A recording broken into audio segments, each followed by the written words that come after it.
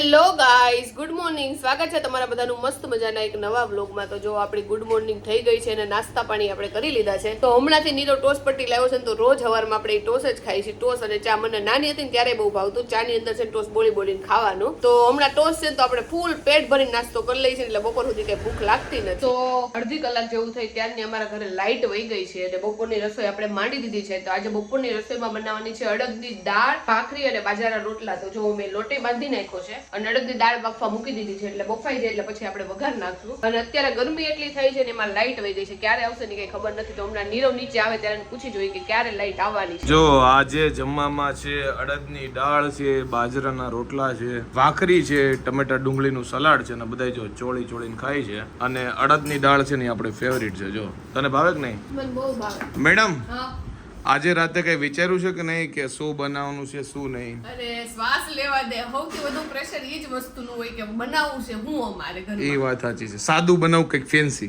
સાદું કે ફેન્સી સાદું બનાવવું હોય ને તોય એમાં માથાકૂટ હોય. આજ બપોરે અડદની દાળ બનાવતી ને તોય કેટલું વિચાર્યું છે એટલે ફાઇનલ કર્યું અડદની દાળ બનાવવાની છે. પણ આજ કેટલા દિવસ બાદ બને ને મને બહુ મજા આવી. કારણ કે હમણાં રોજ દાળ ભાત બનતા હતા એટલે દાળ ભાત બનાવવાનું હતા અને શાક ઘરમાં એટલું બધું કઈ પડ્યું નહોતું એટલે એવી વસ્તુ બનાવવાની હતી જે ચારેય ને હાલે. એટલે પછી ફાઇનલી ડિસાઈડ કર્યું કે અડદની દાળ બનાવી નાખ. ઓકે. અને મારે જાડુ ને બાર એક કામ છે તો એ પતાઈ થાય અને પછી આ લોકો રસોઈનું માંડ છે અને નીબુ ગયો છે પછી આવું સૂનું થઈ ગયું છે ને. હા, આજે સૂનું લાગે છે. સવારમાં આવીને તો એમ થયું કે ઓ કોઈ નથી. બાકી તો નીબુનો અવાજ છે ને સીડીમાં સંભળાતો હોય. ઉઠી જ ગયો હોય, બહુ વહેલો ઉઠી જાય અને કાં તો બહુ મોડો ઉઠે એટલે ઉઠી ગયો હોય તો આપણને ખબર પડી જાય એનો અવાજ બધે આપણને ગૂંજતો હોય એટલે. અને આજે મારે છે ને રગડાવાળી પાણીપુરી ખાવી છે. કેટલા ટાઈમથી બહારની પાણીપુરી જ નથી ખાધી. ઘરની ખાધી છે પણ બહારની નથી ખાધી અને રગડાવાળી નથી ખાધી. તો આજ પાણીપુરી ખાવાની ઈચ્છા છે. જાડુ, હા, કેટલા દિવસ થઈ ગયા એક શાયરી નથી કીધી. એક શાયરી મને અત્યારે યાદ આવી, જોરદાર અને રોમેન્ટિક શાયરી છે. કહું? હા, કહી દે. તારા હા, પ્રેમમાં એક વાત મેં શીખી. તારા પ્રેમમાં એક વાત મેં શીખી. મને 100% લાગે છે કોમેડી હશે, રોમેન્ટિક તો નહીં હોય. અરે રોમેન્ટિક છે. તારા પ્રેમમાં એક વાત મેં શીખી. વાહ વાહ. જોતી તો તું મને મોડી અને નીકળી તું તીખી. કેવી લાગી શાયરી? જોરદાર મેં લાગી. કીધું આજે એક ફની શાયરી કહી દઉં. ઓકે, તો રોમેન્ટિક તો નહોતી. હા. તીખી શું? એટલે સમજી જાવ ને મોડી તીખીમાં શું ઓકે, તો નીરવ હું સ્પાઈસી લાગુ છું. Not a spicy. સોરી થી જોડી મગજથી દે. spicy. મોળી એટલે ઇંગ્લિશમાં શું કહેવાય? મોડું મને નથી ખબર. મને નથી ખબર. આ એંગલ જો આમ રખાઈ જાવ. હા. મોળું તમને ખબર હોય ને તો કોમેન્ટમાં કહેજો કે એને ઇંગ્લિશમાં શું કહેવાય. એમાં એવું જો હોય ખારું કે- હોય એને સોલ્ટી કહેવાય. હા. પછી તીખું એને સ્પાઈસી. હા. પછી ખાટું હોય એને સોર કેવું કંઈક કહેવાય ને. સોર. હા. SOUR. હા. મોડું ખબર ને એટલે યાદ નથી આવતું. કોમેન્ટ કરી દેજો એટલે યાદ મોળું આવી જાય. એટલે ફીકું. અબે ઇંગ્લિશ બોલવાનું છે, હિન્દી નહીં. કાંઈ વાંધો કોમેન્ટ નહીં. કરો બધા. તો જો ભાઈ આજે અમારે ઘરે બને છે ખીચડી. ધેન શું બને છે મેડમ?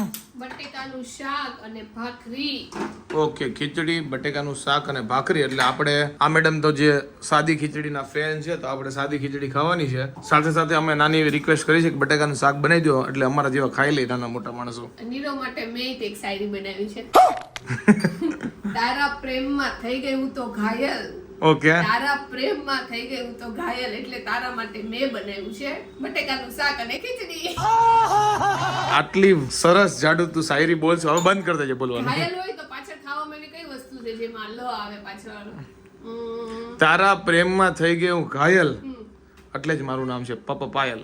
ઓ યા. મને એમ કે ઘાયલ નું પાયલ જોડ્યું છે, ઘાયલ નું એને છે ને ખીચડી હારે જોડ્યું. બોલો. મને થોડી તાર જેમ મગજમાં એવું કઈ ન આવે. મેં ઘણું વિચાર્યું ખરા પણ કઈ આવ્યું નહીં એટલે મેં કીધું બટેકાનું શાક ને ખીચડી. તો આજે કેટલા દિવસ પછી અમે છે ને પાણીપુરી ખાવા ગયા હતા અને પાણીપુરી અમે એક નહીં બે જગ્યાએ ખાધી અને તોય ન ખાધી ને એવું જ બન્યું. પેલી જગ્યાએ અમે ગયા ને તો હું ખાલી રગડાવાળી પૂરી ખાવી હતી તો એને એની અંદર છે ને કાંદા નાખેલા હતા. તો ત્યાંથી પછી અમે નીકળી ગયા. એક પૂરી ખાધી પછી મેં નીરવને કીધું તું પતાવી દે 10 રૂપિયાની પછી આપણે નીકળી જાય કારણ કે કાંદાવાળી પાણીપુરી નથી ખાતી. અને બીજી જગ્યાએ ગયા ને તો ત્યાં એટલી બધી ટ્રાફિક અને એનો રગડો જ પતી ગયો હતો એટલે મને ખબર નહોતી પડતી કે એ મને પાણીમાં રગડો ભરીને આપે છે કે બસ ખાલી છે ને પૂરી અને પાણી જ આપતા હતા. રગડો તો ખાલી આટલું બટેકું નહોતું આવતું એટલે આ પાણીપુરી આમ ન ખાધા બરોબર થયું. એકોયમાં મજા ન આવી. તો અમારા ઘરે શેફ આવ્યા છે. જો એનું ડીશનું છે ને ડેકોરેશન કરે છે. વાહ નીરવ વાહ. બસ હવે ચમચો મૂકી દે એટલે બીજા ખીચડી લેવી છે ને લઈ લે. 5 સ્ટાર માં બતાતા ટીવી માં ગાવી ડીશ આપે આમ કરી આમ. આપણે આટલું એવું અને લે આટલા બધા પૈસા. અને ઉપર સોસ ને કોથમીર ને બધું એ લોકો ડેકોરેશન કરીને નાખે. પૈસા વાળા જે લોકો જમા છે ભૂખ ઓછી લાગતી હશે કારણ કે આવડી ડીશ માં આટલું એવું જ આપે. એવું ન હોય, એ લોકો અફોર્ડ કરી શકે ને એટલે 4-5 ડીશ મગાય કે એવું હોય નહીં રહો. પછી એવું હા આપણે ભલે આપણે સસ્તું જોઈએ ને આટલું જોઈએ. હા તો જ પેટ ભરાય. જો ભાઈ આજે જમવામાં છે સાદી ખીચડી, બટેકાનું શાક અને જો છાશ છે અને બધા લોકો જો જમવા માટે બેસી ગયા છે અને ધબધબાટી બોલાવે છે બધા લોકો. જો કાકડી છે ને ભાખરી છે, હાલો બધા ખાવા. ભાખરી હોતે છે. હા આમ પડ્યું જો દે. જો ભાઈ ભાખરી હોતે છે, જો કે આપણે ભાખરી ખાવાની નથી એટલે આપણે ખાલી શાક અને ખીચડી ખાવાની છે. અને ઘી હોતન છે, હવે બધું એક એક કરીને ન અને ગણે. દહીં હોતન છે, કેવડા હોતન છે, અથાણું છે. જો ભાઈ બધું છે બસ. બસ એમ. જો ભાઈ અત્યારે અમારા ઘરે જોવે છે કેબીસી. જો તમારે ઘરે જો આવી રીતે કેબીસી હાલતું હોય અમારે જેમ તો ફટાફટ કોમેન્ટ કરજો કારણ કે મારા પપ્પા અને મમ્મી છે ને કેબીસી બહુ જોવે. કા મમ્મી મજા આવે? બહુ મજા આવે. ભલે સમજમાં ના આવે પણ કોઈ જીતે ને એમાં બહુ ખુશી. એ વાત તો છે. જો કે આમાં પ્રશ્ન પૂછે ને એટલે આખા ઘરને બેસીને જોવાની મજા આવે કારણ કે આમાં પ્રશ્ન પૂછે એટલે 4 ઓપ્શન એટલે બધા અલગ અલગ જવાબ આપે. ખાસ કરીને પપ્પાનો ફેવરિટ શો છે. કા હા એનો છે અને મને ગમે. કોઈ જાજા જીતીને જાય ને તો એમ થાય કે હાસ લે એને તો બિચારા. અને 50 લાખનો કે 1 કરોડનો સવાલ હોય એટલે મમ્મી પરાણે અમને પકડે ને બેહાડીને જોડાવે. એ કે તું જો ને જો. કા હા એમ કે જોજે હમણાં આટલા જીતી જાય એમ. હું તો એટલું બધું કેબીસી નથી જોતી. કોક વાર બેઠી હોય ને તો જોઈ લો, બાકી હું નથી જોતી એટલું. પણ તું ગમે ત્યારે જો ને તો મજા આવે. ટૂંકમાં મજા આવે. એમાં ગેસ કરી, હું ને નીરવ બંને ગેસ કરી જ્યારે અમે જોતા હોય ને હારે ત્યારે એને એમાં દર વખતે હું જ જીતી જાઉં. ટૂંકમાં 4 ઓપ્શન હોય ને એમાં અમે 2 ગેસ કરીએ ને એ 2 સાચા ન પડે.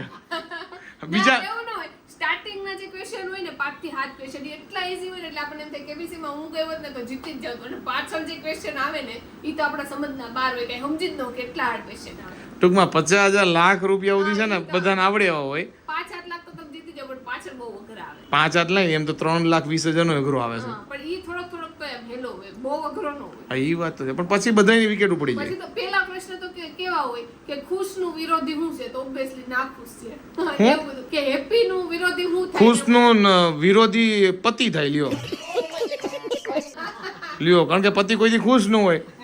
ગલત તુંસર મને મને લાગે છે મમ્મી નીરવ એને પત્નીથી બહુ દુખી એટલે કે મારાથી દુખી લેતો લાગે છે. મમ્મી કે હે મમ્મી ઈ એમ કે એની પત્ની થી એટલે મારી કેટલીક પત્નીઓ છે. એ હેરાન કરશે તો જાજો કરતી હશે એટલે તો એમ કે છે. હું હેરાન કરું છું તને. આનો ઉત્તર આપવો જ નથી. હું ને તારે બહુ બધી જગ્યા છે ગમે ત્યાં હોઈ જાય. જો ધમકી દેવા મળી કે ઉપર તાર આવવું પડશે હો એટલે ઓલો બંધ થઈ જાય. એવું લાગે છે કે મારે ધમકીથી નીરવ બીતો હશે. હમણાં જ નીરવને કહેતી હતી કે પેલા છે ને મને નાની નાની વાતમાં ગુસ્સો બહુ આવતો અને ગુસ્સો ટકતોય ખરા, અને હવે તો મને છેલ્લે યાદ નથી કે સિરિયસલી ગુસ્સે ક્યારે થયો હોય ને તો તે આટલી વારમાં તો પછી ફરીથી મારું ભૂલાઈ જાય કે હું ગુસ્સે જ કેમ થઈ હતી. એ વાત સાચી છે કે નહીં નીરવ? હમણાં ઓછો થઈ ગયો ટૂંકમાં. Thank you. હવે નીરવને વધી ગયો છે એટલે મારો ઓછો થઈ ગયો છે. હવે થોડી સમજણ આવતી લાગે છે. એટલે મમ્મી એવું કહેવા માંગે પેલા સમજણ નહોતી મારે. પણ ન હોય તો જ એમ રહે ને. હવે એમ થાય કે નહીં ભાઈ જવા દો હાલો. મને એવું લાગે એજ સાથે છે ને થોડીક મેચ્યોરિટી આવે. અમારા ઘરમાં હું સૌથી નાની હતી અને અહીંયા જો કે હું નાની જ છું સૌથી, પણ હમણાં નથી આવતો ગુસ્સો, ખબર નહીં. પણ હવે તું ઓલ ઓવર એજમાં નાની નથી હો. ઈ તો એવું હોય કે ભલે ને એજ થી મોટા થતી જાય પણ દિલ તો નાનું હોય ને એટલે કઈ ગૌઢું થોડું થઈ દિલ બચ્ચા હે છે. હવે આ સિંગિંગ ચાલુ કરીને પેલા આપણે ફૂટેજ કાપી નાખી. અરે મેં મસ્ત ગીત પ્રિપેર કર્યું છે, આ લોકો હાટું ગાય છે. ગા કયું હતું? ઇંગ્લિશ નો ગાતી, હિન્દી ગાજે. અરે ઈ ગીત તમે સાંભળજો તો ફટાફટ ગાજે 10 second.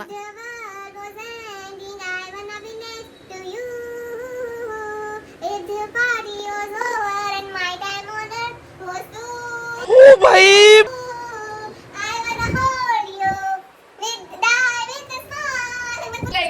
Dye with a smile song નું નામ છે. તમે બસ સાંભળજો. પાયલ બસ. લેડી ગાગા છે ને એની નવી સિંગર નું નામ બહુ એટલે બહુ જ મસ્ત ગીત છે. હું દિવસ અરે બસ ચૂપ બે. સાંભળો ભાઈ અમારે આ કોરે ઓલો કેવો કે કોરિયા. હા કોરિયા નથી આવી ગયું ને પણ આ કોરિયન સોંગ નથી, આ તો નીરવે એનો ઓળખતો એનું છે સોંગ. બોલીવુડ નું કદાચ સોંગ છે પણ બહુ મસ્ત છે. તારે છે ને એમ કહી દે ને આ સોંગ મને પસંદ છે, ગાવાનું નહીં ભાઈ. ડાય વિથ અ આ સ્માઇલ. મમ્મી જો ખૂન નીકળવા મળ્યો અહીંયાથી જો કાનમાંથી. તો જો આજનો દિવસ અહીંયા પૂરો થયો છે અને આજે કઈ એવું કઈ ખાસ બતાવવા જેવું હતું ને, રૂટીન હતું એટલે તમને બતાવ્યું છે. અને સાંજે બહુ એટલે બહુ ખરાબ ઘટના બની છે કારણ કે બધાયના ઘરમાં કાનમાંથી ખૂનની નદીઓ વહી છે કારણ કે આ કોરિયન ઇંગ્લિશ ગાના ચાલુ કરે ને ગાવા. ઇંગ્લિશ ગાવાનું હતું, કોરિયન ગાવાનું નહોતું. પણ ઇંગ્લિશમાં ઇંગ્લિશ વર્લ્ડ વાઇડ બધાય સાંભળે. પણ અમારે નથી સાંભળવું, ગુજરાતી કાં તો હિન્દી સાંભળવું. ઓકે તો ગુજરાતી ગીત સાંભળે. નહીં કાંઈ નથી સાંભળવું. વાલનો દરિયો. ઈ નહીં, ઓલું ગાતો. કયું? ઈ હું ભૂલી ગઈ. ટોડલા વાળું હતું ને. હા કયું હતું? મને ભૂલાઈ ગયું.